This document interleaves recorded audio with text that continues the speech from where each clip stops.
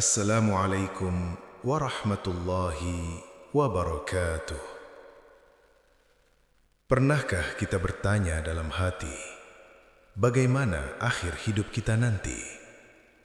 Tenang atau gelisah? Ringan atau berat? Dalam Islam, ada satu amalan yang dikerjakan saat semua manusia terlelap, namun justru sering mengantarkan pelakunya pada akhir hidup yang indah. Amalan itu adalah tahajud. Dengarkan sampai akhir, karena bisa jadi inilah pengingat paling lembut untuk hidup dan akhir kita. Ada satu kegelisahan yang diam-diam sering hadir di hati banyak orang, terutama ketika usia bertambah, ketika tenaga tak lagi sekuat dulu, atau ketika malam terasa semakin sunyi. Kegelisahan itu bukan tentang harta, bukan tentang jabatan, bukan pula tentang pujian manusia, tetapi tentang satu pertanyaan yang sangat jujur: bagaimana akhir hidupku nanti? Kita mungkin bisa merencanakan banyak hal di dunia ini. Kita bisa menyiapkan rumah, tabungan, pendidikan anak, bahkan rencana hari tua. Namun ada satu hal yang tidak pernah bisa kita atur waktunya, tidak bisa kita pilih caranya, dan tidak bisa kita tunda sesuka hati. Itulah kematian. Ia datang tanpa mengetuk, tanpa peringatan panjang, dan seringkali tanpa memberi kesempatan untuk mengulang. Karena itulah, orang-orang beriman sejak dahulu tidak terlalu sibuk menghitung berapa lama mereka hidup, tetapi lebih serius memikirkan bagaimana mereka akan mengakhiri hidupnya. Bukan panjang umur yang mereka kejar, melainkan akhir yang baik, akhir yang diridhoi, akhir yang menenangkan, akhir yang disebut dalam Islam sebagai husnul khotimah. Namun pertanyaannya, apakah husnul khotimah itu sesuatu yang datang begitu saja? Apakah ia sekedar keberuntungan? Ataukah ada jalan sunyi yang pelan-pelan Allah bukakan bagi hambanya yang benar-benar menginginkannya? Disinilah tahajud hadir, bukan sebagai amalan yang bising, bukan pula ibadah yang penuh sorotan. Tahajud adalah ibadah yang nyaris tak terlihat oleh manusia, tetapi sangat jelas di hadapan Allah. Ia dikerjakan ketika dunia sedang terlelap, ketika suara kehidupan meredah, dan ketika hanya tersisa satu hubungan paling jujur, hamba dengan Rabb-Nya. Tahajud bukan sekedar sholat malam, ia adalah pertemuan yang sunyi, sebuah pengakuan tanpa panggung, sebuah doa tanpa saksi, kecuali Allah semata. Orang yang bangun di sepertiga malam tidak sedang mencari pujian, karena tidak ada yang melihat, tidak sedang mencari pengakuan, karena tidak ada yang menilai. Yang ia cari hanyalah satu hal, kedekatan. Dan dari kedekatan inilah, pelan-pelan, Allah membentuk hati seseorang. Tahajud tidak selalu mengubah hidup secara instan. Ia tidak selalu langsung mengangkat derajat di mata manusia. Ia tidak selalu membuat hidup menjadi ringan tanpa ujian. Tetapi tahajud hampir selalu mengubah cara seseorang memandang hidup. Orang yang terbiasa tahajud mulai terbiasa berbicara jujur dengan Allah. Ia membawa lelahnya, air matanya, penyesalannya, dan harapannya di waktu yang paling sunyi. Di saat itulah, banyak hati yang awalnya keras menjadi lembut. Banyak jiwa yang sebelumnya gelisah menjadi lebih tenang. Banyak pikiran yang kusut menjadi lebih jernih. Dan ketenangan inilah yang sering menjadi bekal paling berharga menjelang akhir kehidupan. Banyak orang mengira husnul khotimah hanya tampak di detik-detik terakhir. Padahal, husnul khotimah seringkali mulai ditanam jauh sebelum ajal datang. Ia tumbuh dari kebiasaan-kebiasaan kecil yang konsisten, dari sujud-sujud panjang yang tidak diketahui siapapun, dari doa-doa lirih yang mungkin tak pernah terdengar manusia, tetapi dicatat dengan sangat rapi oleh langit. Tahajud mengajarkan satu hal penting: bersandar sepenuhnya kepada Allah. Ketika seseorang terbiasa bangun di malam hari untuk sholat, ia sedang melatih hatinya untuk tidak bergantung pada dunia. Ia belajar bahwa kekuatan sejati bukan dari manusia, bukan dari harta, bukan dari jabatan, melainkan dari Allah yang Maha menggenggam segalanya. Orang yang hatinya sudah terbiasa bersandar kepada Allah biasanya lebih siap ketika dunia mulai melepaskan genggamannya. Ia tidak terlalu panik saat kesehatan menurun. Ia tidak terlalu takut saat usia bertambah. Ia tidak terlalu gelisah saat menghadapi ketidakpastian. Karena ia tahu tempat kembalinya bukan dunia ini. Inilah salah satu rahasia mengapa banyak orang yang istiqomah dalam tahajud terlihat lebih tenang di usia senja. Bukan karena hidup mereka tanpa masalah, tetapi karena hati mereka sudah terlatih untuk pulang. Sudah terbiasa tunduk, sudah akrab dengan doa. Tahajud juga melatih keikhlasan dengan cara yang sangat halus. Tidak ada tepuk tangan, tidak ada komentar, tidak ada validasi. Jika seseorang tetap melakukannya, itu berarti ia benar-benar melakukannya karena Allah. Dan keikhlasan inilah yang sering menjadi penentu berat atau ringannya akhir hidup seseorang. Akhir hidup yang indah bukan selalu tentang wafat di tempat mulia atau dalam keadaan luar biasa. Terkadang, akhir hidup yang indah itu sederhana. Hati yang tenang, wajah yang damai, lisan yang mudah mengingat Allah, dan jiwa yang siap bertemu dengan Robnya. Tahajud dengan segala kesunyiannya pelan-pelan mengarahkan seseorang ke sana. Ia tidak berteriak tetapi membimbing. Ia tidak memaksa tetapi membentuk. Ia tidak menjanjikan dunia tetapi menyiapkan akhirat. Karena itu, ketika kita berbicara tentang husnul khatimah dan tahajud, sejatinya kita sedang berbicara tentang perjalanan panjang sebuah hati. Perjalanan yang tidak selalu mudah, perjalanan yang sering penuh jatuh dan bangkit. Namun perjalanan yang insya Allah jika dijaga dengan keikhlasan akan berujung pada satu hal yang paling kita dambakan. Pulang dalam keadaan diridhoi. Dan di bagian selanjutnya, kita akan mulai melihat lebih dalam bagaimana tahajud membentuk sikap batin seseorang menghadapi hidup, menghadapi ujian, dan menghadapi kematian dengan cara yang sangat berbeda. Jika pada bagian sebelumnya kita berbicara tentang tahajud sebagai amalan sunyi yang membentuk ketenangan hati, maka pada bagian ini mari kita masuk lebih dalam. Bukan hanya tentang apa yang tampak di luar, tetapi tentang apa yang pelan-pelan Allah ubah di dalam diri seseorang yang menjaga tahajud. Banyak orang beranggapan bahwa kematian adalah peristiwa yang berdiri sendiri, datang tiba-tiba, lalu selesai. Padahal dalam pandangan iman, kematian adalah buah dari perjalanan panjang. Ia adalah penutup dari kebiasaan, sikap batin, dan arah hidup seseorang. Dan tahajud seringkali menjadi salah satu kebiasaan yang paling kuat dalam membentuk arah itu. Tahajud mengajarkan seseorang untuk berdamai dengan kesendirian. Tidak semua orang sanggup sendiri, tidak semua orang nyaman dalam sunyi. Banyak hati justru gelisah ketika tidak ditemani suara, notifikasi, atau keramaian. Namun orang yang terbiasa tahajud perlahan belajar bahwa sunyi bukan sesuatu yang menakutkan. Sunyi justru menjadi ruang paling jujur untuk mengenali diri dan Tuhannya. Di sepertiga malam, seseorang tidak bisa berpura-pura. Tidak ada topeng, tidak ada peran. Yang ada hanyalah hamba dengan segala kekurangannya. Dalam keadaan seperti itulah, seseorang mulai mengenal dirinya sendiri dengan lebih jujur. Ia tahu kelemahannya, ia sadar dosanya, ia memahami betapa kecil dirinya di hadapan Allah. Kesadaran inilah yang sangat penting dalam perjalanan menuju husnul khatimah. Karena orang yang merasa dirinya kecil biasanya tidak sombong. Orang yang sadar akan dosanya biasanya lebih lembut kepada sesama. Orang yang sering menangis di hadapan Allah biasanya tidak tega menyakiti makhluknya.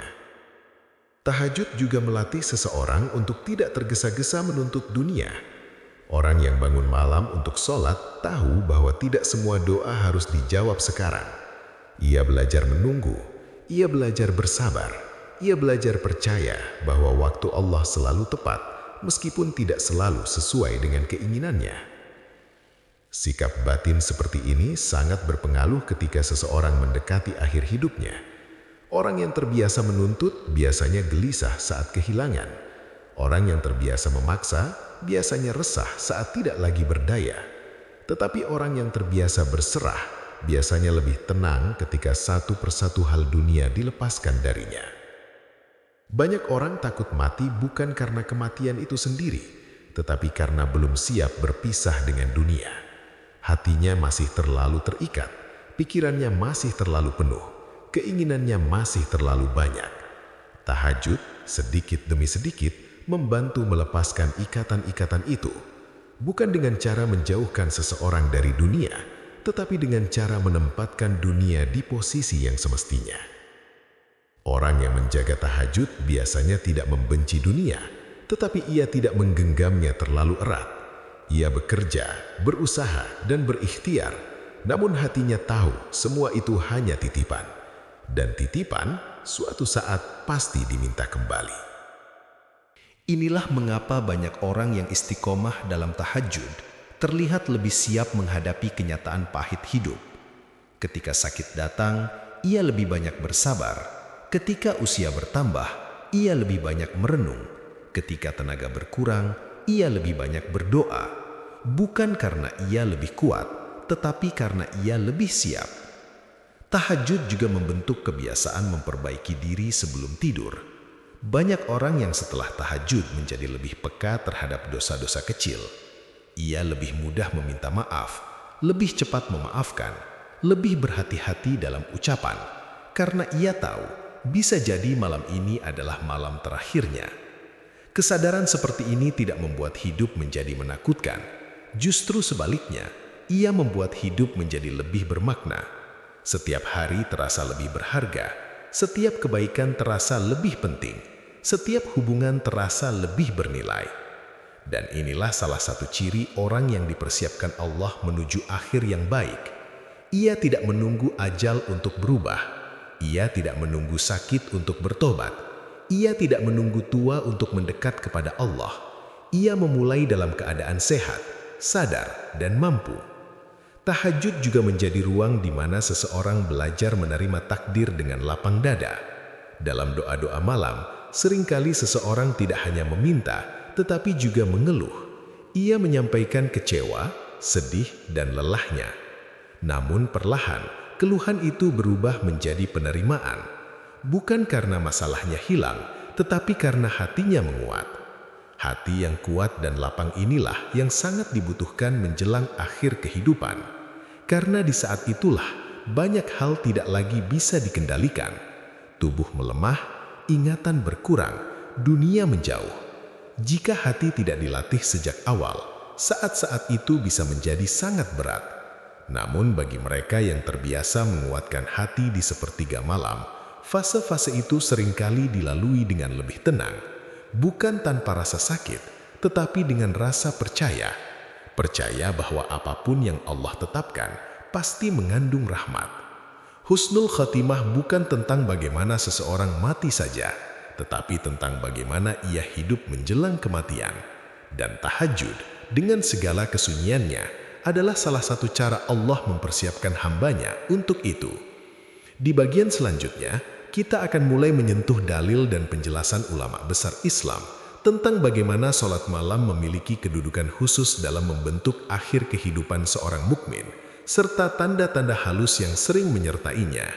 Pada titik ini, kita perlu berhenti sejenak dan bertanya dengan jujur pada diri sendiri.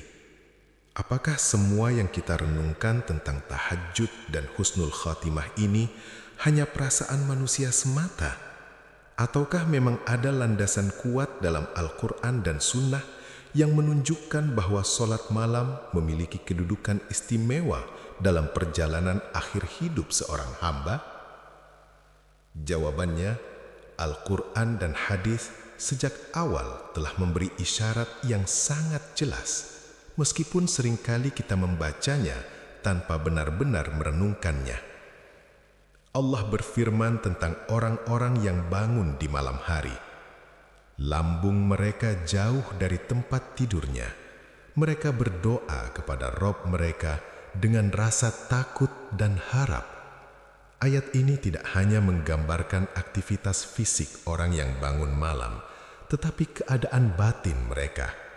Takut dan harap, dua perasaan yang sangat penting menjelang akhir kehidupan.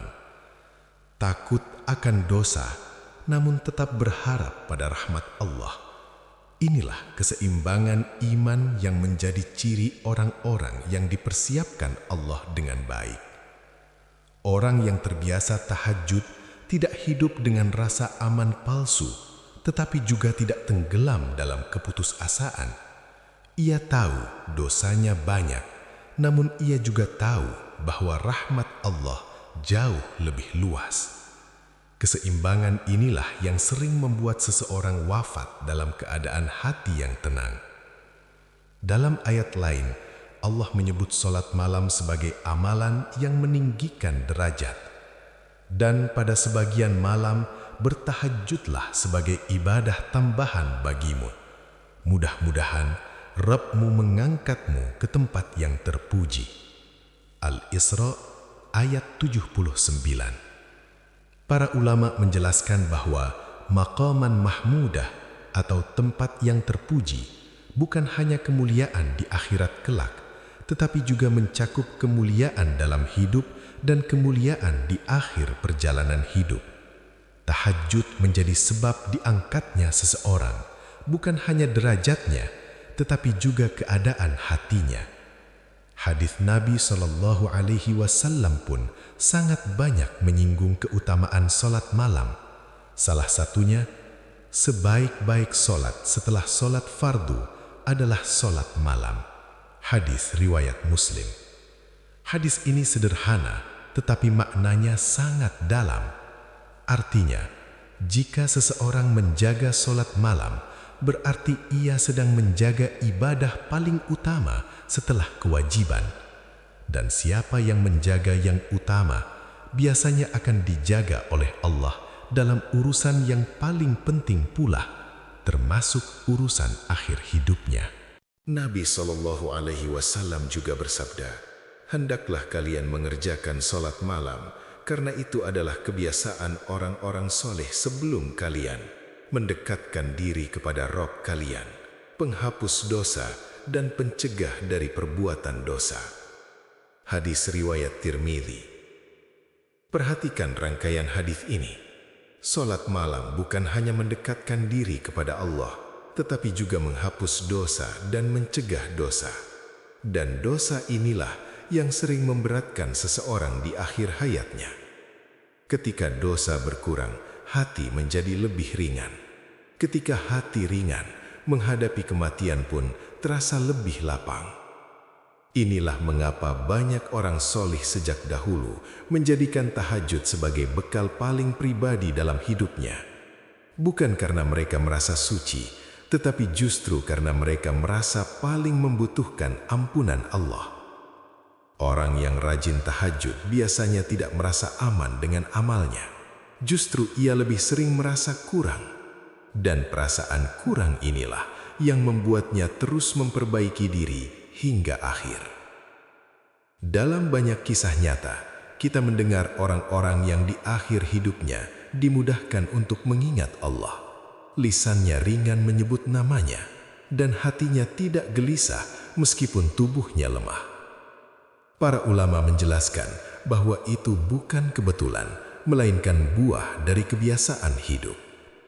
Siapa yang membiasakan lisannya basah dengan doa di malam hari, biasanya akan dimudahkan lisannya di saat-saat paling berat. Siapa yang membiasakan sujud panjang dalam sunyi, biasanya akan dimudahkan untuk tunduk di saat dunia benar-benar dilepaskan darinya. Tahajud juga melatih seseorang untuk sering bermuhasabah, mengoreksi diri sebelum tidur. Kebiasaan ini membuat seseorang lebih siap secara batin menghadapi kematian. Karena kematian sejatinya adalah pertemuan terakhir, dan orang yang sering bermuhasabah tidak terlalu terkejut ketika pertemuan itu akhirnya tiba. Para ulama sering mengatakan, barang siapa yang hidup dalam ketaatan, ia akan dimatikan dalam ketaatan. Dan tahajud adalah salah satu bentuk ketaatan yang paling jujur karena ia lahir dari kesadaran, bukan tekanan. Husnul khotimah bukan hadiah mendadak di ujung waktu, tetapi rahmat yang Allah alirkan pelan-pelan kepada hamba yang mau mendekat. Dan tahajud adalah salah satu pintu paling sunyi menuju rahmat itu. Di bagian terakhir nanti, kita akan berbicara tentang bagaimana memulai tahajud secara realistis, tanpa merasa berat, tanpa merasa harus sempurna, dan penutup yang menyentuh hati dan mengajak perlahan, agar setiap yang mendengar tidak hanya tersentuh, tetapi juga tergerak. Pada akhirnya, setiap pembicaraan tentang husnul khotimah akan selalu membawa kita pada satu kesadaran yang sama. Tidak ada seorang pun yang tahu bagaimana ia akan mengakhiri hidupnya. Kita bisa melihat orang lain, kita bisa mendengar kisah-kisah indah, kita bisa terharu oleh cerita orang soleh.